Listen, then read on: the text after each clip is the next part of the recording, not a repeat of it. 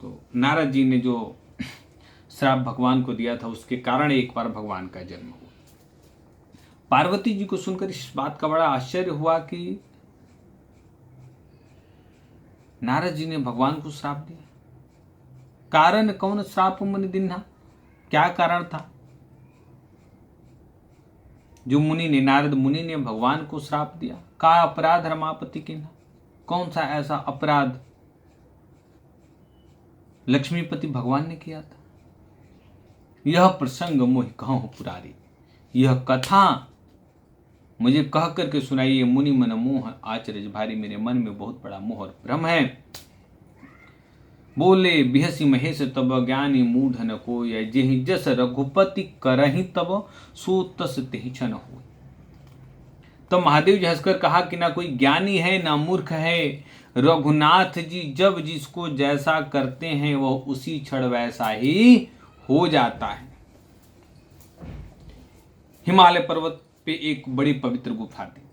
शिव जी कहते हैं कि हिमगिरि गुहा एक अति पावनी, बह समीप सुर सरी सुहावनी, आश्रम परम पुनीत सुहावन, देख देव ऋषि मन अति भाव। निरखि शैल सिर विपिन विभागा, भयहु रमापति पद अनुरागा, सुमिरत हरहि श्राप गति बाधी, सहज विमल मन लगी समाधि। मुनिगत देख सुरेश डराने, काम महे बोल किन्न सन्माने, सहित सहाय जाहु मम हेतु, चलो हरसि हिय जलचर। हिमालय पर्वत पर एक बड़ी पवित्र गुफा थी, बड़े ही समीप सुंदर गंगा जी बहती थी, परम पवित्र सुंदर आश्रम। नारद जी को मन को बहुत अच्छा लगा। पर्वत नदी और वन के विभाग को देखकर नारद जी लक्ष्मीकांत भगवान जी के चरणों में प्रेम हो गया और वहीं समाधि लगा करके बैठ गए।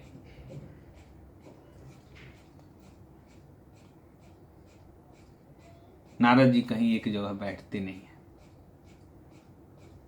दक्ष ने एक बार उनको श्राप दिया था कि आप हमेशा चंचलता के रूप में रहेंगे।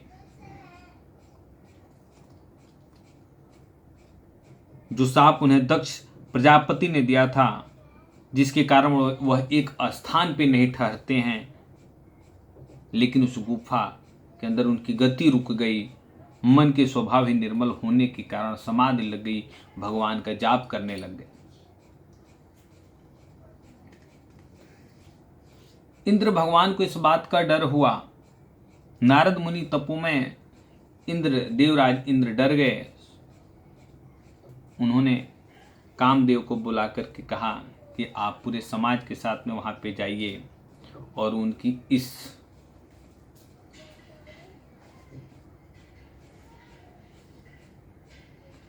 सुकामी लोलुप जगमाहि कुटिल का क्यों समझ डराए।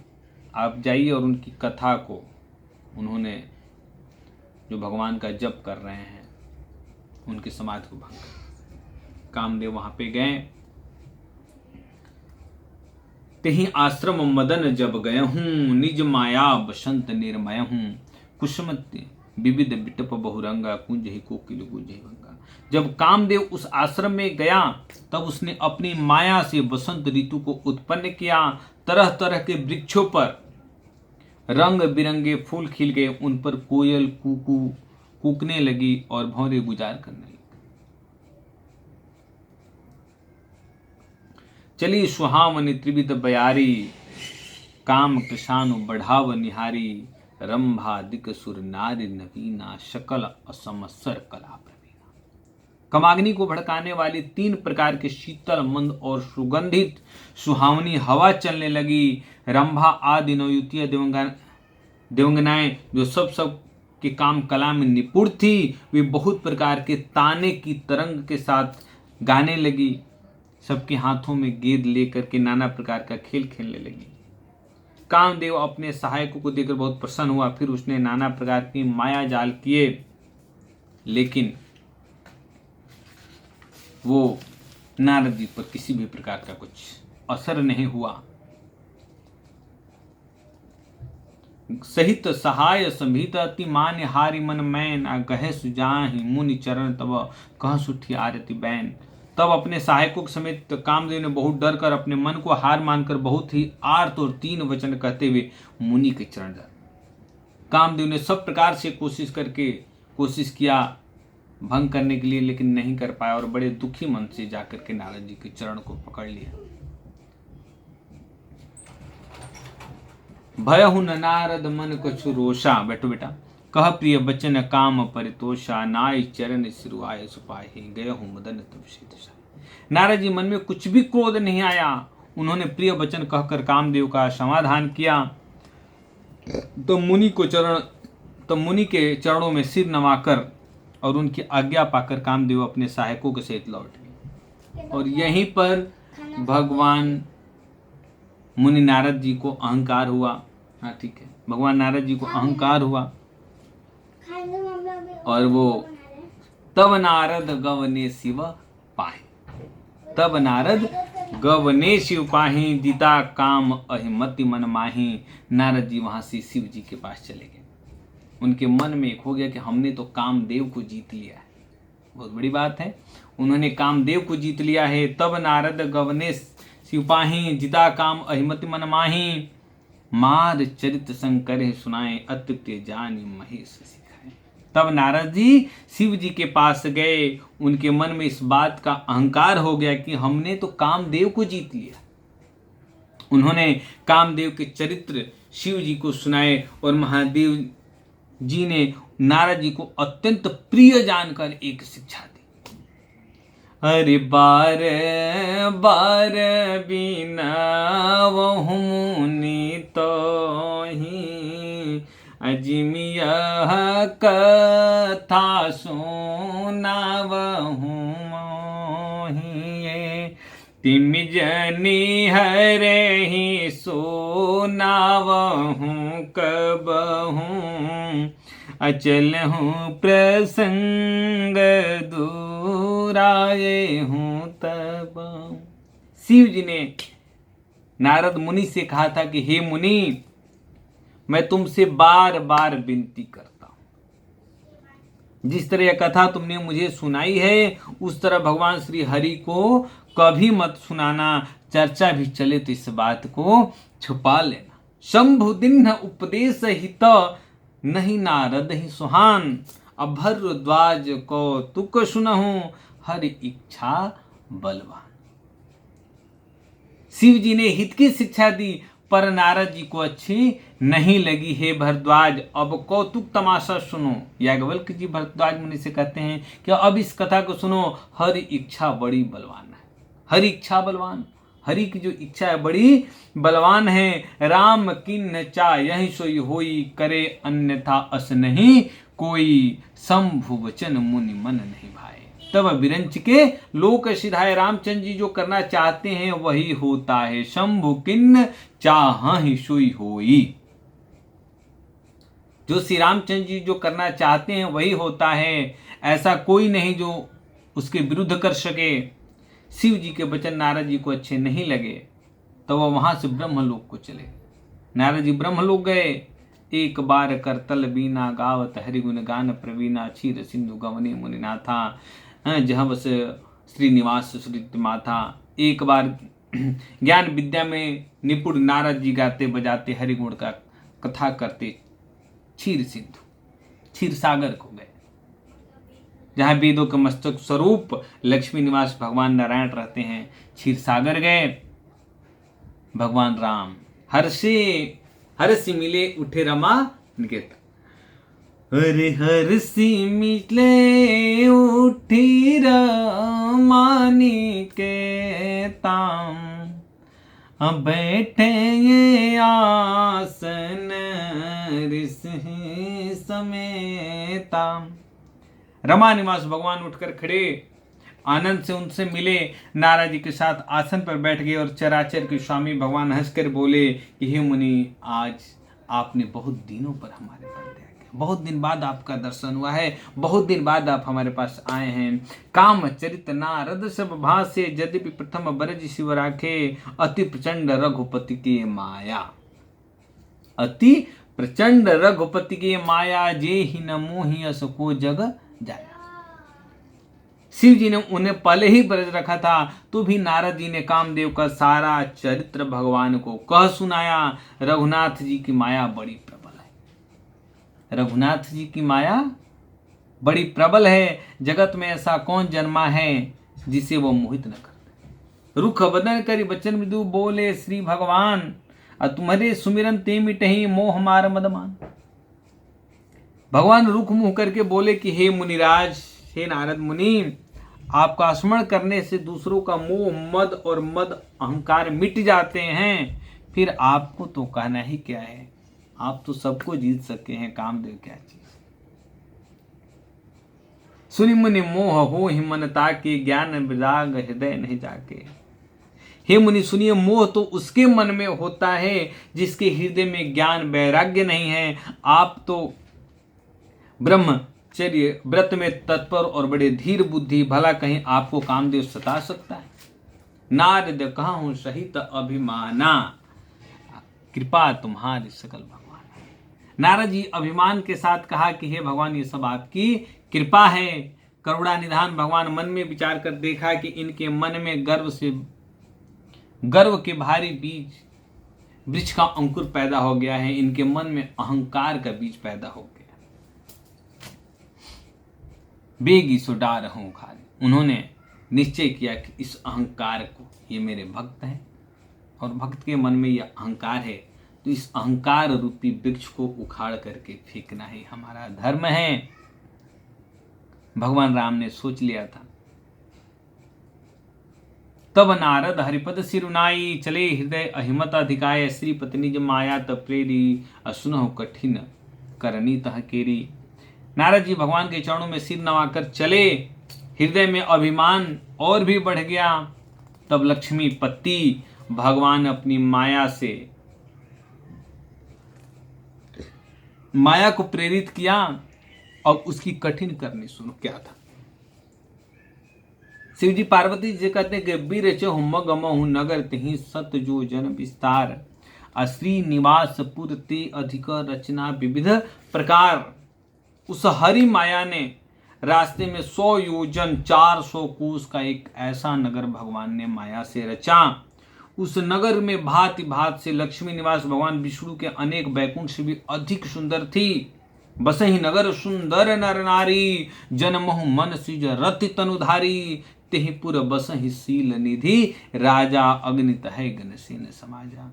उस नगर में ऐसे सुंदर नर नारी बसते थे मानो बहुत से कामदेव और उसकी स्त्री रति ही मनुष्य शरीर धारण किए हुए। उस नगर के सील निधि नाम के राजा रहता था। उस नगर में सील निधि नाम का एक राजा रहता था, जिसके यहाँ असंख्य घोड़े, हाथी और सैन्य का समूह का टुकड़िया थी, जिसका वैभव विलास और इंद्रों के समान था।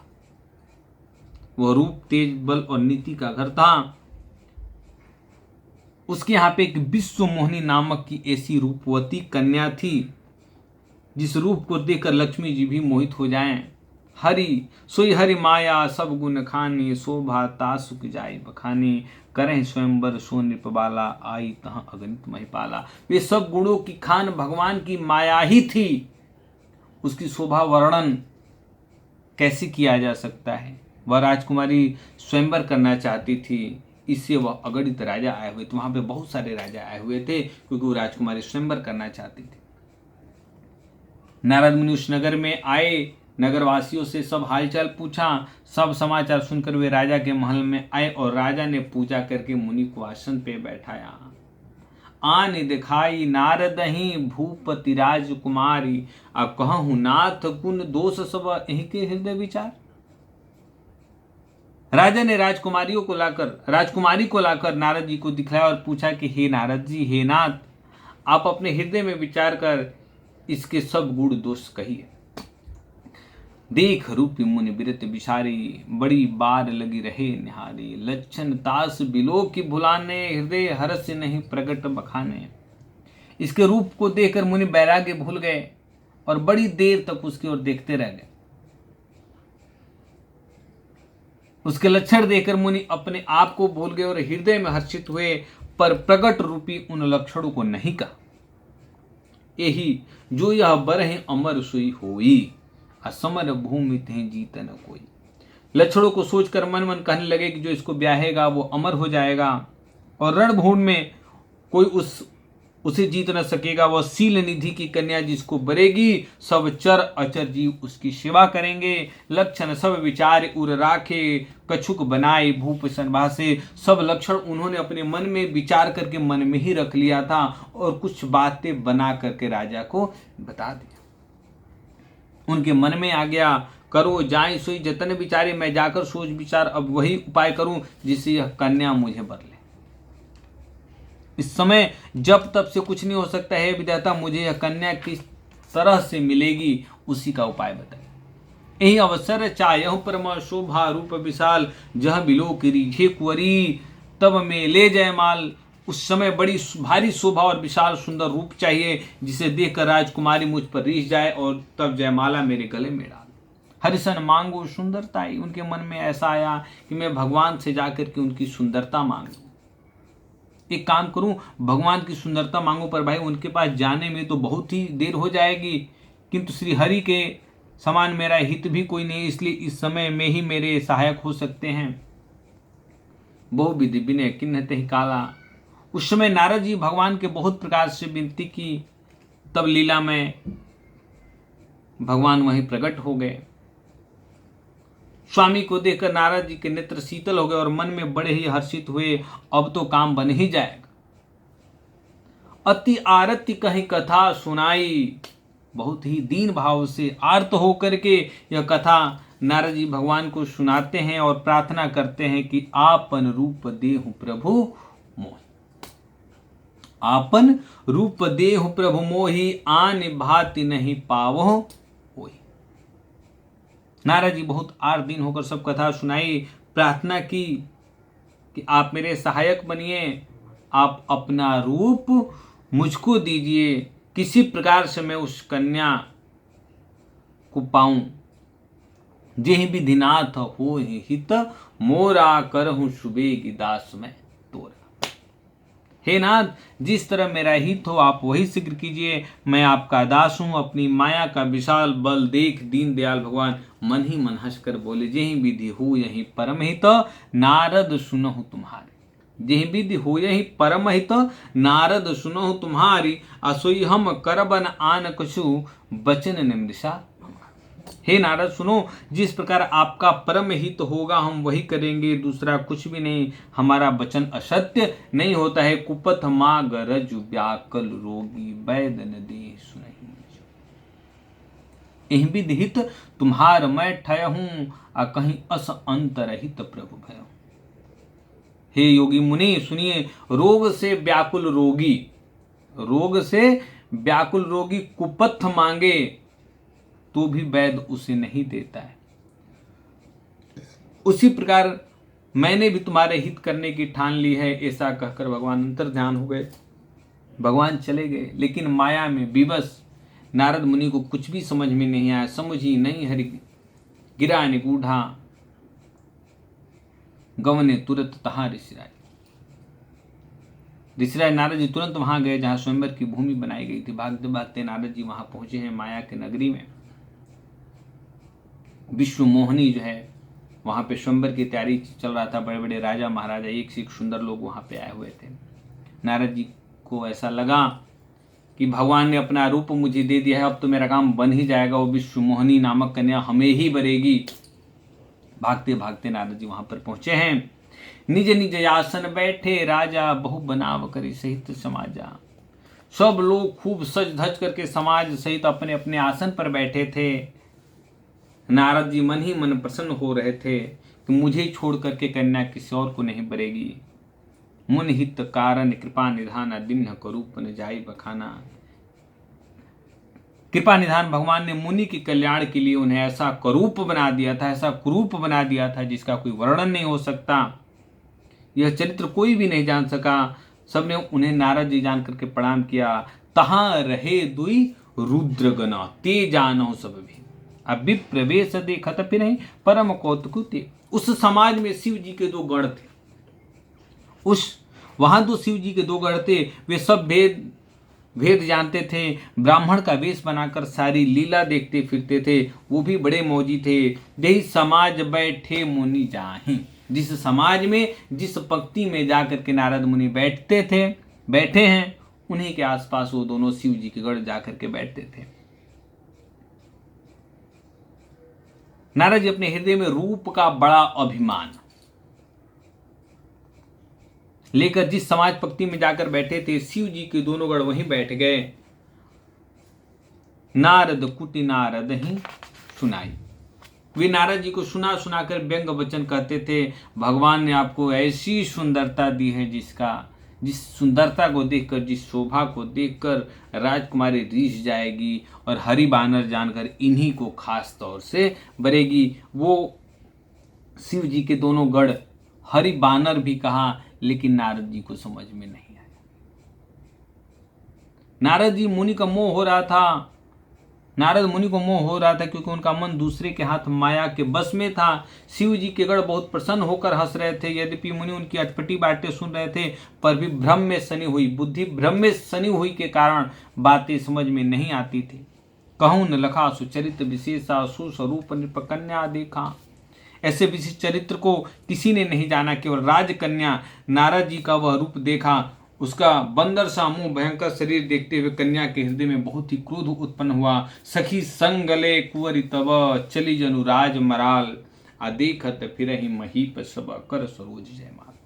तब राजकुमारी सखियों के साथ इस तरह चली मानो राजहंसनी चल रही है। वह अपने कमल जैसे हाथों में जयमाला लिए सब रजाओं को देखते हुए घूमने लगे। जहीं दिस बैठे नारद फूली, असो दिस तेहि न बिलोकी, भूली पुनि पुनि मुनि उकसहि अकुलाहि। जिस ओर नारद जी रूप के गर्व में फूले बैठे थे और उसने भूल करके भी नहीं ताका उस पक्ति में, उस राजकुमारी ने, वह विश्व मोहिनी कन्या ने उस लाइन को भूल करके भी नहीं देखा। नारद मुनि बार बार उचकते हैं, छटपटाते हैं। उनकी दशा देख करके शिव जी के दोनों गढ़ जो है वो मुस्कुराते हैं। धर निपतन तह गए हूँ कृपाला, कुंवरी हर्ष मेल हो जय माला, दुल्हन ले गए लक्ष्य निवासा, अनृप समाज सब भया। कृपालु भगवान जी राजा का शरीर धारण कर वहां पहुंचे और राजकुमारी से हर्षित होकर उनके गले में जयमाला डाल दी। लक्ष्मी निवास भगवान दुल्हन को ले गए। सारी राजमंडली निराश हो गई। मुनि के कारण, मोह के कारण मुनि की बुद्धि जो है वो नष्ट हो गई थी। राजकुमारी तो गई देखकर बहुत ही विकल हो गए, मानो गांठ से छूटकर मड़ी गिर गई हो। शिव जी के गढ़ों ने मुस्कुराकर कहा कि जाकर अपना सकल शीशा में देख लीजिए। तब शिव जी के गढ़ों ने मुस्कुराकर कहा, जाकर दर्पण में अपना मुंह तो देख लीजिए।